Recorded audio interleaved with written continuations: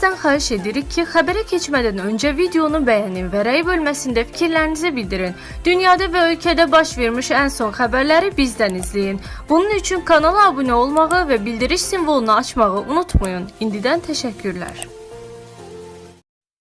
Milli Məclisdə birinci oxunuşda qəbul edilən yeni qanun layihələri məcburi köçkünlərin sosial müdafiəsi, onların statusu, işğaldan azad edilmiş ərazilərdə məskunlaşma, eləcə də sosial şəbəkələrə nəzarət və platformaların fəaliyyəti ilə bağlı mühüm dəyişiklikləri nəzərdə tutur.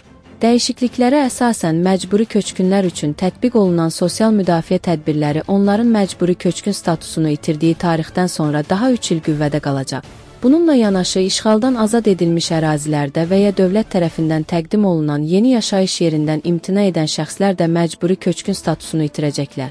Qanun qüvvəyə minənədək işğaldan azad edilmiş ərazilərdə əvəzsiz yaşayış sahəsi ilə təmin olunmuş məcburi köçkünlərin statusu qanunun qüvvəyə mindiyi tarixdən etibarən ləğv ediləcək.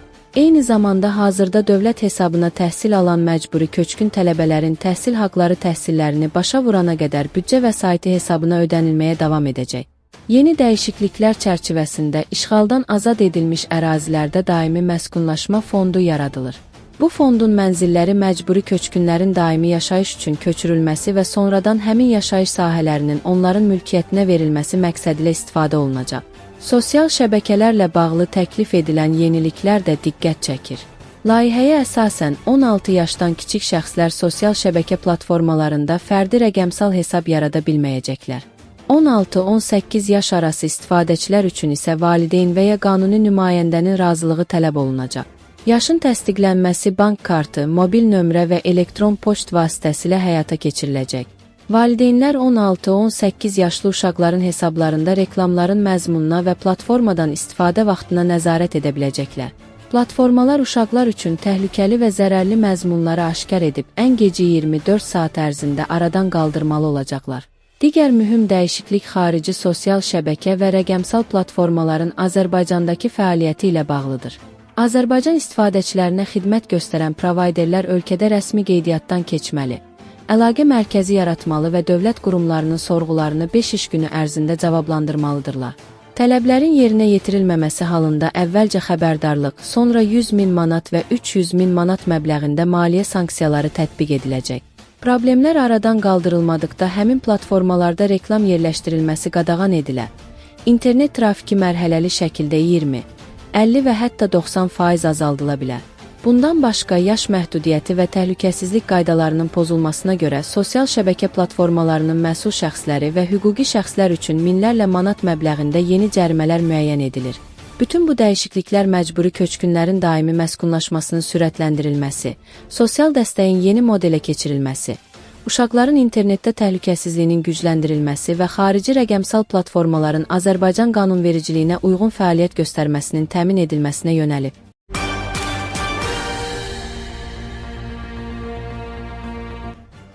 Biz ötən ildən başlayaraq tam orta təhsil modelini tətbiq edirik.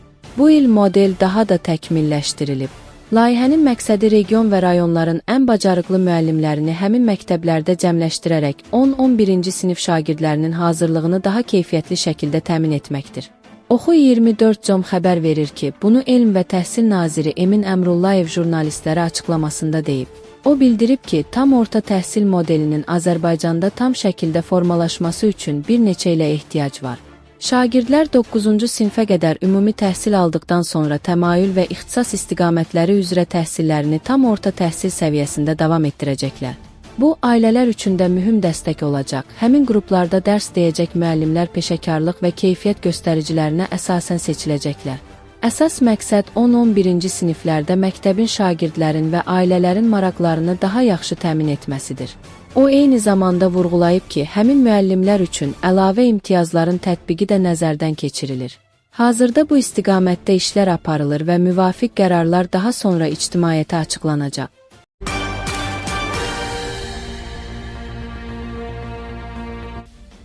Müğənni Tacir Şahmaloğlunun oğlunun toyu ilə bağlı açıqlaması sosial şəbəkələrdə müzakirələrə səbəb olub. Sənətçi bildirib ki, dəvət etdiyi müəyyən şəxslər toyda iştirak etməyib.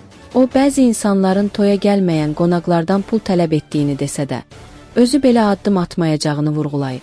Sitat, adam var ki toya gəlməyənə zəng edir, deyir ki pulu kartıma at, sənə borcum yoxdur. Mən elə edə bilmərəm. Toylar niyə sevinç məclisindən maliyyə hesablaşmasına çevrilir? Toya gəlməyən qonaq pul göndərməlidirmi? Yaxud artıq toylarla bağlı qaydalar dəyişir? Nocoment az xəbər verir ki, sosioloq Üzeyir Şəfiyev deyib ki, toylarımız milli mənəvi dəyərlərimizi, qədim adət-ənənələrimizi özündə birləşdirən mühüm mərasimlərdir. Tarixən xalqımız toy zamanı yeni ailə quran gənclərə dəstək olub, onların həyatının daha rahat başlamasına kömək göstərib. Bu dəstək bəzən maddi, bəzən isə müxtəlif hədiyyələr və digər yardımlar şəklində olub. Lakin hesab edirəm ki, bugün toyların mahiyyəti müəyyən qədər dəyişib. Əvvəllər toy sahibi və yeni ailə quran cütlük daha çox qazanc əldə edirdisə, indi daha çox toy sənayesi ilə məşğul olanlar, şadlıq evləri və müxtəlif xidmət sahibləri qazanırlar. Hətta bəzi hallarda insanlar qonşudan və ya qohumdan geri qalmamaq üçün öz imkanlarını aşan xərclərə gedir, kredit götürür və nəticədə ciddi maliyyə problemləri ilə üzləşirlər. Hər xalqın özünə məxsus mərasimləri olduğu kimi, Azərbaycan xalqının da toyları milli koloritimizi, adət-ənənələrimizi və mənəvi dəyərlərimizi əks etdirir. Təəssüf ki, son illər toylarımızda xarici təsirlər artıb, milli elementlər isə müəyyən qədər zəifləyib. Bəzən toylarımız milli məclisdən çox əyləncə proqramını xatırladır. Buna görə də milli xüsusiyyətlərimizi qorumaq və gələcək nəsillərə ötürmək vacibdir. Toylara dəstək məsələsinə gəldikdə, Üzeyir Şəfiyev hesab edir ki, toyların formatı yenidən nəzərdən keçirilməlidir. Elə bir model formalaşdırılmalıdır ki, əsas qazancı toy sahibi və yeni ailə quran cütlük əldə etsin. Çünki onlar yeni həyata başlayırlar və bu dəstək onların gələcək həyatının daha rahat qurulmasına xidmət etməlidir. Əlbəttə, toy xidmətləri göstərən insanların da zəhməti qiymətləndirilməlidir.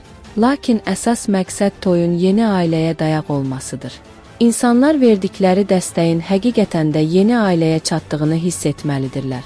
Hazırki vəziyyətdə isə çox zaman toy sahibləri mərasimdən sonra borclu çıxır və ya ciddi maliyyə çətinlikləri ilə qarşılaşırlar. Üzeyir Şəfiyev.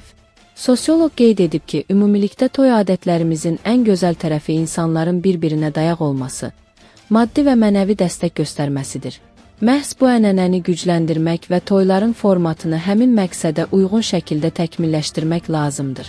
Əslində insanlar toy sahibinə və yeni ailə quran cütlüyə dəstək göstərirlər ki, onların gələcək həyat şəraiti daha rahat və qayğısız olsun. Toyun əsas fəlsəfəsi də məhz bundan ibarətdir. Buna görə də hesab edirəm ki, toyların formatı dəyişdirilməli və ya müəyyən mənada əvvəlki ənənələrimizə qayıdılmalıdır.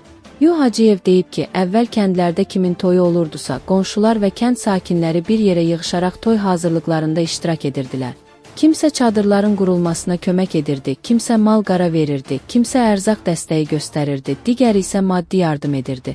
Yəni məqsəd toy sahibinin yükünü azaltmaq və yeni ailənin həyata daha rahat başlamasına şərait yaratmaq idi.